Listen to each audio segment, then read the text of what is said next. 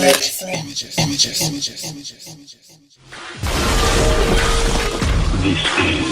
TommSlickTV.com.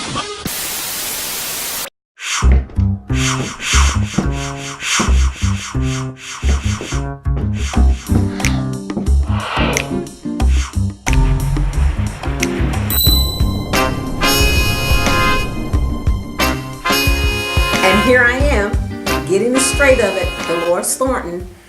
You tuned in last week to my show, and I gave you a brief synopsis of what the show was going to be about. Actually, because sometimes it can be confusing and you might get conflicting information. I want you to tune in right here to get into the straight of it, and we'll sort it all out for you. Be it edutainment, infotainment, or just voices from the village. We will have it here for you. And on today, with the elections coming up, I thought I'd share some information about elections. You know, in 1870, citizens, including African American men, were supposedly given the right to vote. In 1920, women were given the right to vote.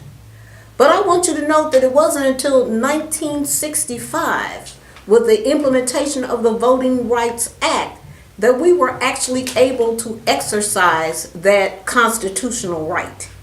You see, there were different stipulations, and I don't know if any of you are old enough to remember the jelly bean test, where they would ask African Americans when they went to the polls to figure out how many jelly beans were in a jar. They had different kind of literacy tests. They did everything they could to stop and halter the black vote.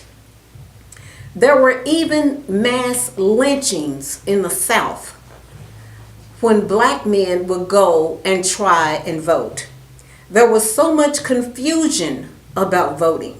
People were afraid to vote.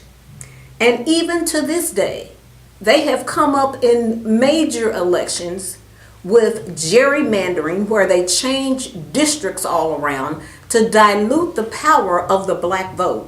And even the institution of the Electoral College, which was implemented to stymie the black vote. But we will get into all of that at a later date.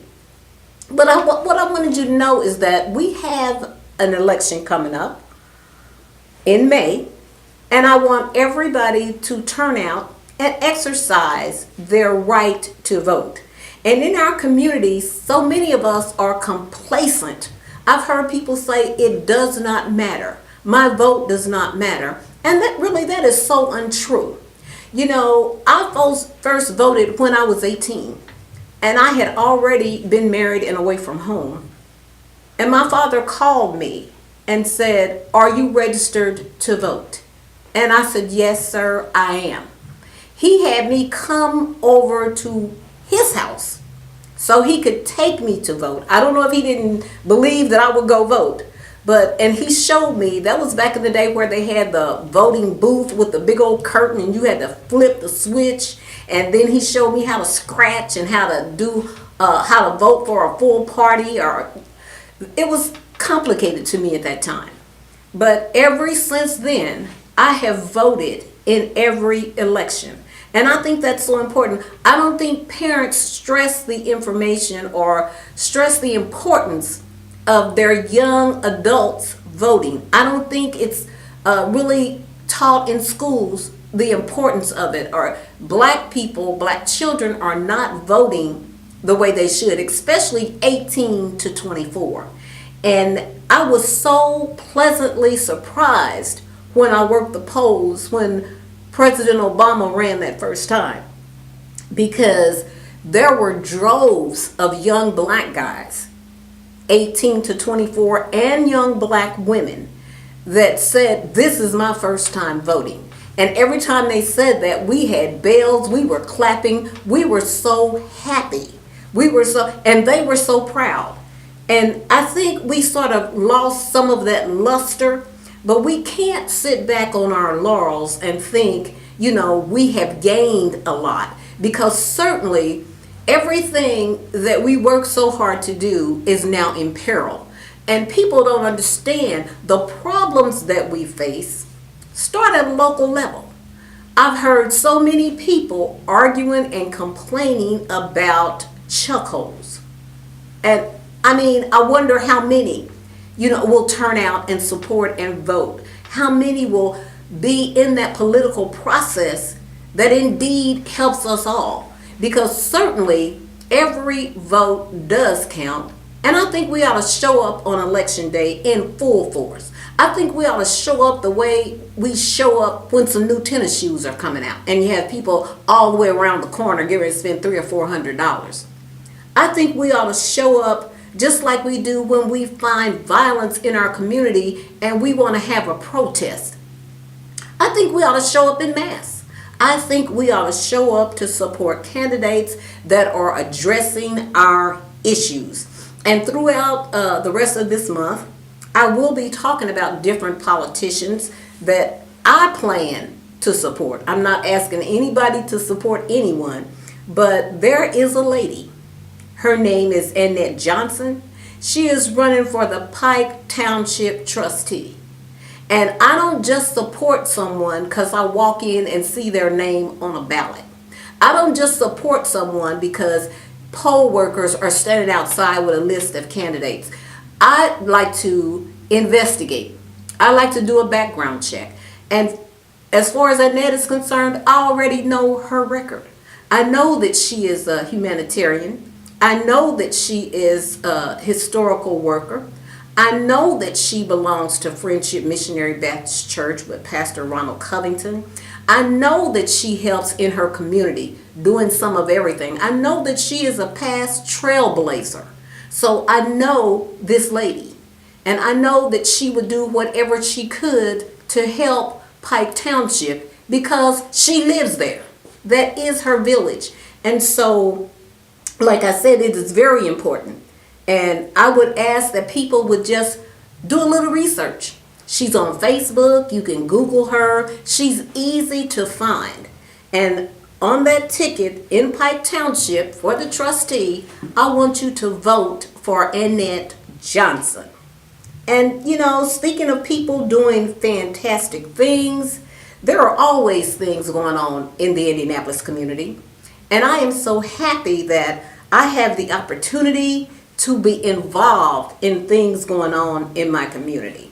And like I said, there are major things coming up right here in Indianapolis. And this show, as I said earlier, is about education, information, voices from the village. And I just want to give you a few things I jotted down about a few things that are going on that you need to put on your calendar and try to attend these events, explosive events for Indianapolis. It's going to be nice. All right. One thing that's going on is actually in Dayton, the Dayton Book Expo on April the 28th. And Indianapolis and Dayton, we're forming a collaboration with different cities in the Midwest as it pertains to literary and artsy type things. I tell people all the time, Indy has gone literary, and certainly it has. I told you I'm going to be working the polls May the 8th. On May the 26th, there's going to be a Boss Up Conference by Everything Underground, otherwise known as EU, where they put on all types of programs. It's going to be workshops, it's going to be models, panel discussions, different entertainment entities will be on hand. Just a major arts, literature, business, the culture and the flavor of Indianapolis will be captured in this Everything Underground. Then there's going to be, on June 2nd, yours truly will be crowned the local literary beacon of the Go On Girl Book Club, and that is the largest African American book club in the country. I will be awarded downtown at the Hyatt Regency, and I am certainly excited about that. And then, on June 16th, the city's largest literary event ever, the Indianapolis Book Fest 2018, will take place downtown at Central Library.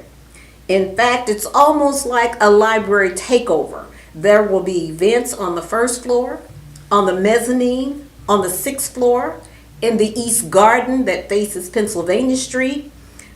And then on the street, which will be blocked off, will be food trucks, the bookmobile, prominent artists in the city, and everybody is really excited about this. There will be TV and media coverage galore. We're about ready to start our promotional campaign for print and news media. And we just plan for the city to turn out, have a real good time. Like I said, it's a cast of 28 authors. There will be playwrights. There will be film producers. There will be workshops on trying to learn how to write a book or book publishing. There is a book club conference. And I am so happy to say that the country's oldest African American book club, the Fortnightly, will be in attendance. Of course, the Go On Girls, the East 38th Street Library, Indie Reads, Center for Interfaith Corporation, known as the CIC, Everything Underground Book Club, just book clubs galore to share tidbits of what they do and to offer information on how people may become members. I would like to encourage people to get a library card. Of all the cards in your wallet or in your purse, that is an important card to have. Have your kids get a library card. They will be on hand with the bookmobile issuing library cards. Visit the Center for Black Culture and Literature, the CBLC, who are sponsoring this event, along with the African American History Committee. And this is going to be a tribute to Juneteenth. And I have had so many people over the years ask me, what is Juneteenth? And it saddens me to know that black people still don't understand that Juneteenth is our Freedom Day. We did not become free on the 4th of July. If you want to continue to have barbecue and picnics, that's your business. But we became free on Juneteenth in 1865. So this is a tribute to Juneteenth. There will be a reenactment, Civil War reenactments by the famed Kabir. There will be some of everything. The keynote speaker, C.V. Rhodes, workshop presenter, Valerie J. Lewis Coleman.